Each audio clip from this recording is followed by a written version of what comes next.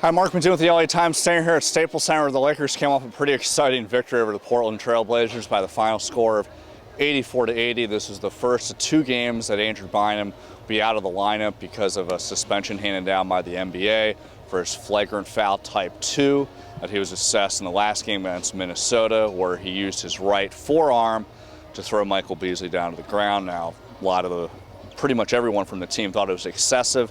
Everyone pretty much, to some degree, said that they would accept a one-game suspension. They thought two were over the top, but the Lakers had to make do with what they had. But it didn't come easy.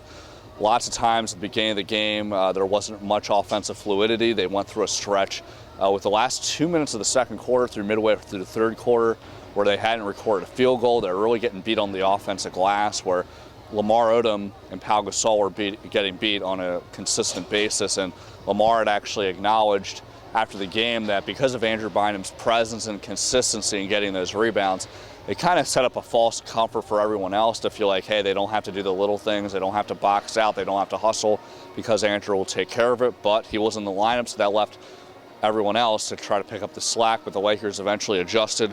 Pau Gasol, led the effort with 13 rebounds. Lamar Odom got 11. And then offensively, Lakers really started to click, especially late in the game after getting a few defensive stops, led by Derek Fisher and Kobe Bryant. Kobe Bryant really made a signature play that kind of epitomized just all the frustrations he was going through when you look at the left ankle injury that he sprained last week, the neck and shoulder issues that he had after taking a fall, after butting heads with Martell Webster against Minnesota, and just frustration over the officiating, his shooting performance where it started off 4 of 8 from the field, and then it dipped down where he was hitting a good amount of shots, or missing a good amount of shots, but then he started going on a spree, hit a baseline jumper over Brandon Roy, and he really was animated. He was tugging at his jersey, he was yelling, he was high-fiving people, and obviously that's something that you fairly see on a normal basis from Kobe. It really kind of epitomized that intensity that he was bringing.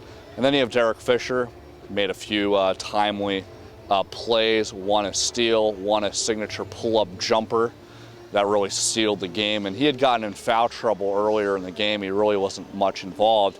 But as Fisher has shown time and time again, his 15-year career, mostly with the Lakers, he's known to hit those clutch shots. You had some adverse moments, such as Ron Artest gaining an unnecessary technical foul with Gerald Wallace. You had some offensive inconsistency. You had, even though Portland not shooting well from the field, some defensive inconsistency in terms of flooding the lane and really filling that gap that Andrew Bynum had. But, there's a lot of value in a victory like this when it comes playoff time. Things aren't always going to be easy. Things aren't always going to go your way. And the Lakers really, made sure they didn't lose their composure for the most part, and they made sure that they really locked in, making sure they played well as a team and making the key plays that mattered late in the game.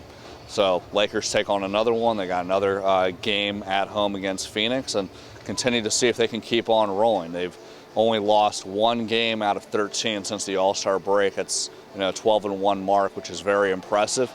And the Lakers just want to continue making sure that they maintain that really good play entering the postseason. That and staying healthy is going to be pretty much the main factors that will determine whether they three-peat or not, even though, Kobe Bryant's going through some issues with just trying to make sure that he stays in peak form.